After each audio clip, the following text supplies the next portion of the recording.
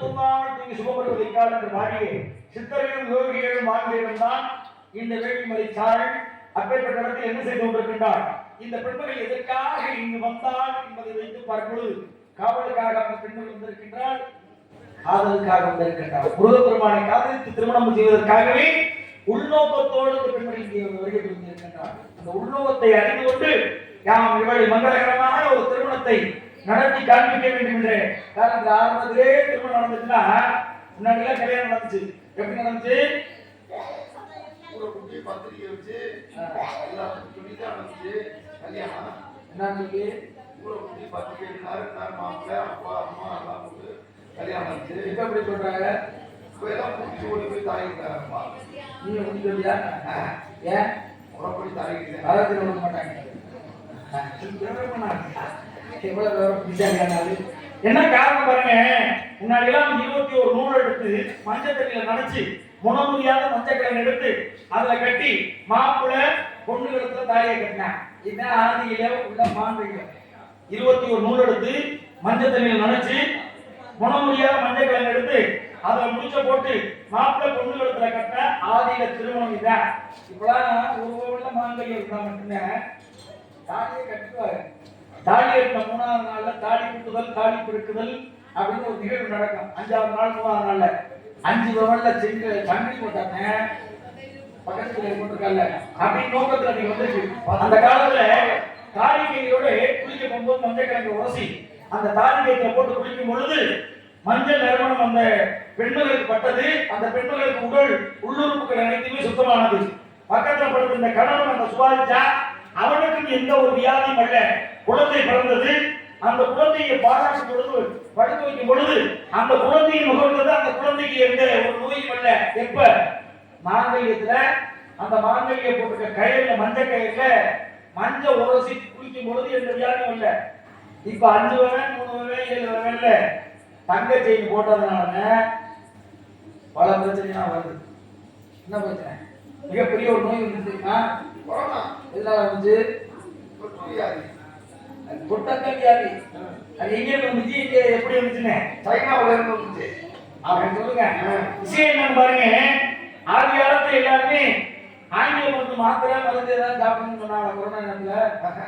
ஏன் தமிழ் மருந்து அதுவும் சித்த மருந்தம் பாருங்க. கவசர நீர், நிலவேம்பு கசாயம், மஞ்சள் வேப்பில கலந்து தண்ணீரை குடிங்க, சுத்தப்படுத்திங்க, வீட்டை சுத்தமா வச்சுக்கோங்க அப்படின்னு எங்க இருந்து வாழ்க்கைக்கு வந்த மனுஷன்?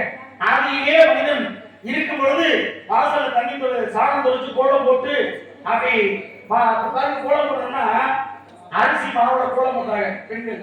அரிசி மாவுல கோலம் போட்டு வாசல்ல தெளிச்சு அரிசி மாவுல கோலம் போட்டாங்கன்னா ஒரு 10 பேருக்காவது அன்னதானம் போட முடியாதவங்க அரிசி மாவுல கோலம் போடும் போது அந்த எறும்புகள் எல்லாம் அந்த அரிசி மாவை திங்கும் பொழுது மிகப்பெரிய ஒரு புண்ணியம் கிடைக்கும் அப்படின்னு அப்ப அரிசி மாவுல கோலம் போட்டாங்க.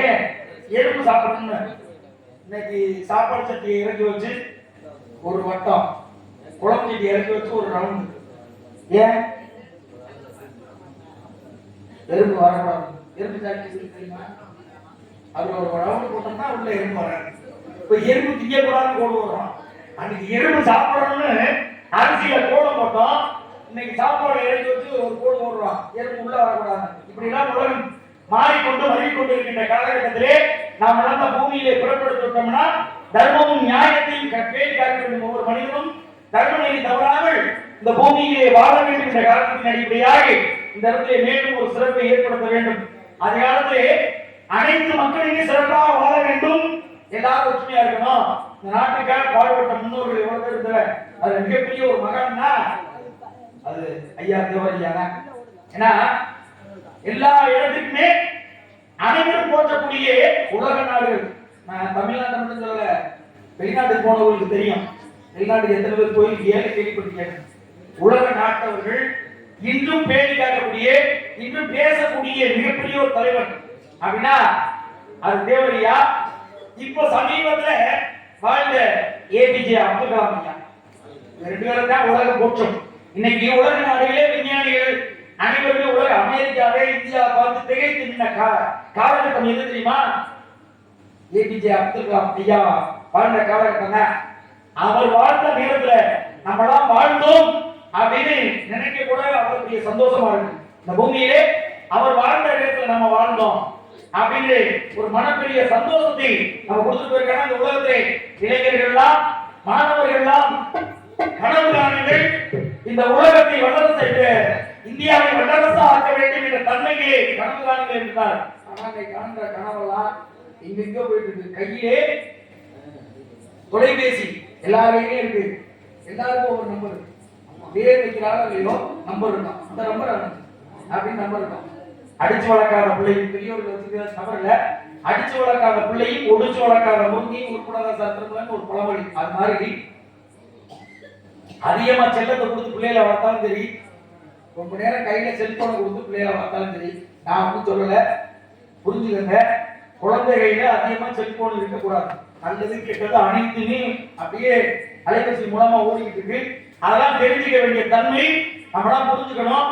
செல்லத்தை அதிகமா கொடுக்க கூடாது, குழந்தைகளை பேணி பாதுகாக்க வேண்டும் என்ற காரணத்தின் அடிப்படையாக மேலும் ஒரு